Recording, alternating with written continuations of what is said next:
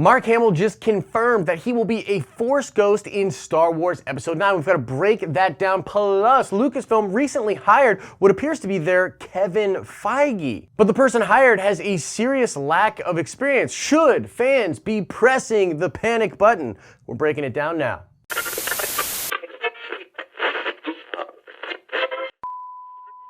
Today's shout out goes to Michael Wright. Indeed, Cadaverous will be the villain for the upcoming J.J. Abrams written Spider-Man comic. Make sure you stay to the end of this video where we will ask another nerd card question. What's up, everybody? Happy Friday to you. I'm Josh. This is the Den of Nerds, and we're about to do this thing. And to all of you subscribers that have been commenting about a lack of Star Wars content on the channel recently, I hear you. There's a reasonable explanation as for why. Stay to the end of the video where I'll go over that briefly. But for now, we got a cool Star Wars news show today thing, so woo! Okay, so Mark Hamill was recently talking to the Associated Press while doing a tour for that Chucky movie that he is in, and he was asked if he will be done with Star Wars after Star Wars Episode 9, to which he replied, "Is it really gonna be your last Star Wars appearance?" I sure hope so.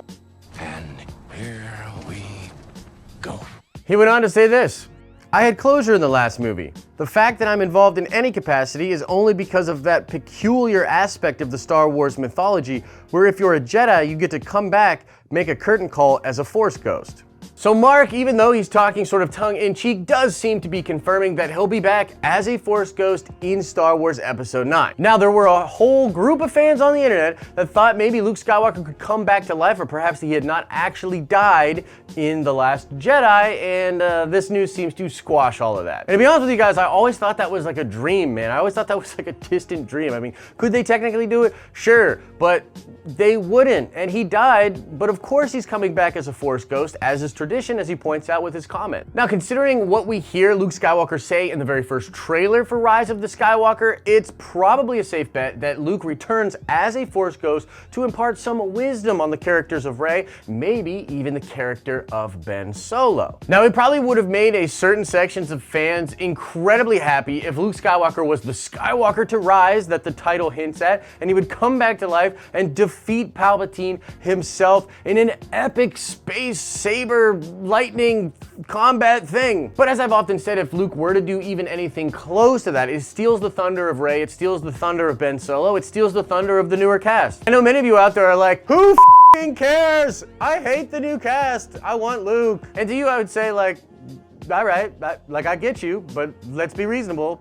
That's not going to happen. So curb your enthusiasm for when it comes to the role of Luke Skywalker in Star Wars Episode 9. I often had told people, yeah, I think he's coming back as a Force ghost. He's not going to do anything crazy, although there are rumors of him doing a couple interesting things as a Force ghost, like maybe catching a lightsaber. It's the only thing I'm going to mention.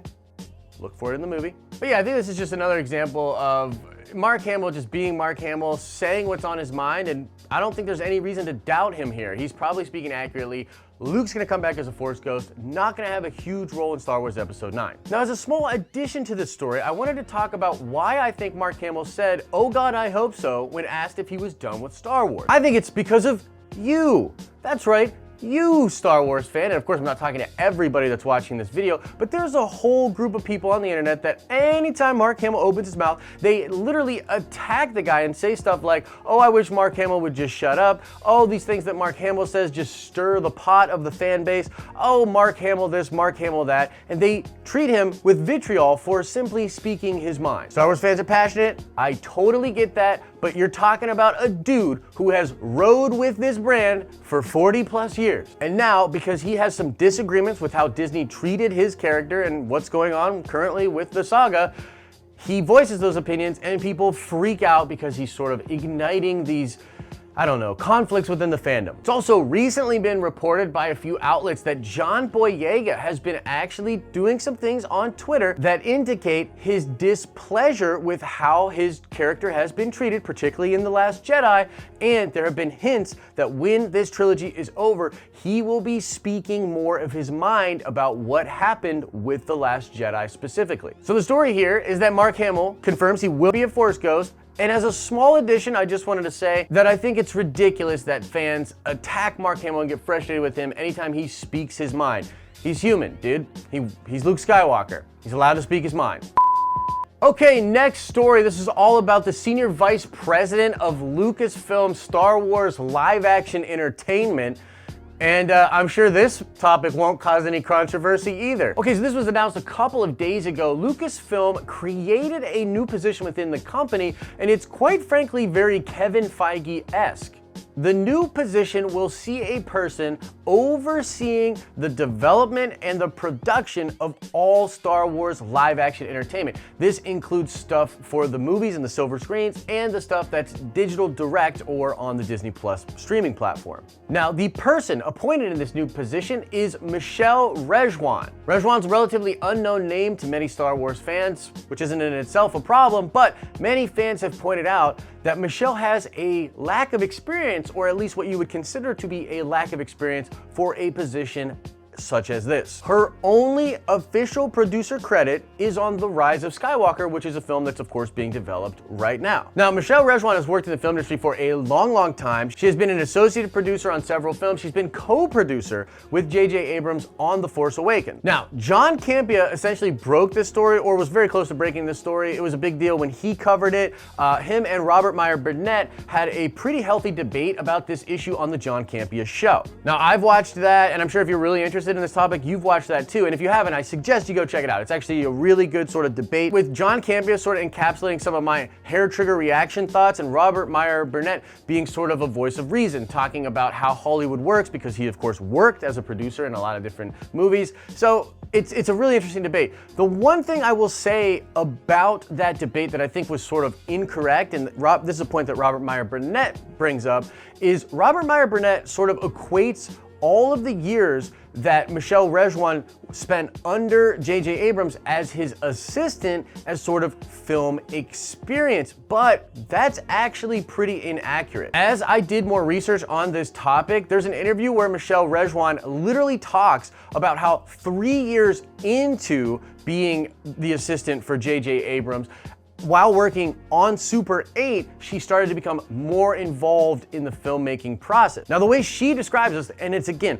the way she actually describes how this went down, is that she just was giving a little bit more insight to JJ. They were talking a little bit more about shots and what was going on the film. And JJ literally just came in one day and said, I'm putting you on as a producer on this movie. And that was as an associate producer. And so a lot of the stuff that Campea brings up in that conversation about associate producers just being given out like candy, it's very true. And I think that's literally what happened to Michelle Rejwan. She didn't spend 6 years working directly under J.J. Abrams and like learning the film industry and for all intents and purposes being a producer, which is sort of what Robert Myer Burnett sort of like perpetuates as an idea in this debate. Yeah, that's super duper not true. She was just an associate producer by name and just barely starting to actually have any input on the film around the time of Super 8. So here's my overall takeaway from this thing. And again, a lot of this is just me as a fan, right? I don't necessarily want to be considered a voice of authority on this, but because of the channel and because of the reach we have and the community we've built here, I suppose in some way we are. Now, I think creating the position was an awesome idea. Honestly, this position should have been created immediately when they bought Star Wars, but in either case, I think creating the position is a really smart idea. Kathy Kennedy's a great producer, but she's sort of a great producer on the really producery side. I really don't have a lot of faith in her creative abilities. She doesn't really seem to be that into Star Wars. She certainly can't connect with a crowd and really make people believe her passion for Star Wars. And so I think someone like Kathy Kennedy, more or less a suit, right? And so I've always said that you need someone that's more creative, that's more like in the dirt when it comes to producing films, like a Kevin Feige. And I think that it's great that there's a Hollywood person that is in this position. You create this position, you bring in someone that's a Hollywood person. Dave Filoni, whom I adore. I absolutely love Dave Filoni, and a lot of fans wanted him to get this sort of a position. He, in my opinion, would not have been good in this position. If the two candidates are Dave Filoni and Michelle Rejwan, it's Michelle. Hands down, always it will be Michelle. Because Dave, even though I love him and I think he gets Star Wars more than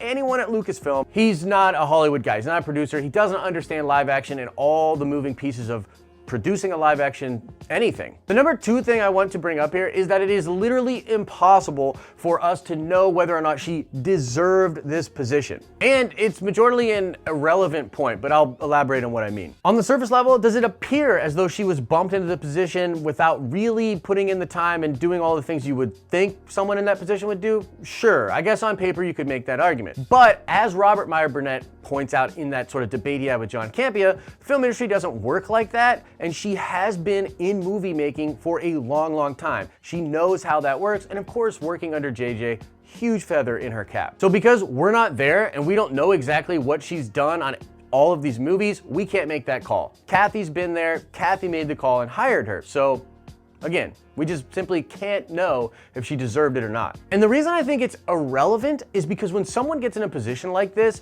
you see how they actually perform, and then that's how you judge if they are good at the job or not. Let's talk about an interesting comparison that gets made all the time. Kathy Kennedy to Kevin Feige, okay? Now, both of these people worked in Hollywood as a producer for a long, long time. Kevin Feige started out as an assistant, literally an assistant to Laura Schuler Donner and Richard Donner at their production company. He was literally walking dogs and getting coffee. Like, he started old school Hollywood. And I think there's a parallel here with Michelle Rejwan. I'm pretty sure she was doing remedial, not great tasks when she was first hired on as an assistant for J.J. Abrams. I believe that Kathy Kennedy started out as an assistant for Steven Spielberg. Now, Kathy went on to be a producer, like a literal producer on over 50 movies before she got the gig as the president of Lucasfilm. Kevin Feige worked on 13 Marvel movies and a few other studio films as well as a producer before he was hired on as the president of Marvel Studios. But if you look at the body of work that each of these people has done since they got their position, I mean, Kevin Feige is just so clearly the winner. Like, he's the better producer and he's the better president. And that is not a judgment based on my opinion. That's just raw numbers. Like, more money has been made from the MCU. The MCU has better brand recognition.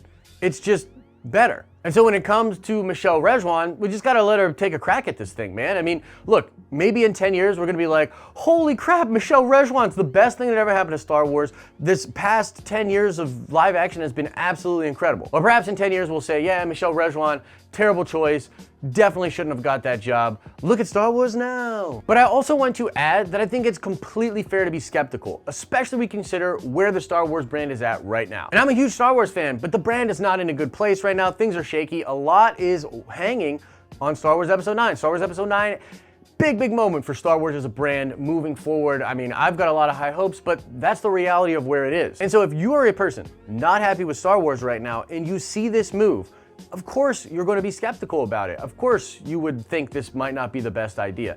The president of the company, the person that you think is probably doing a lot of things that aren't good for the brand, that person hired this person. That alone is enough to be skeptical if you are not a fan of where Star Wars is at right now, and I think there's a reasonable way to say that. So that's the news. Michelle Rejwan is basically the Kevin Feige of Star Wars at this point, and until some other clarification comes out, that's pretty much the comparison.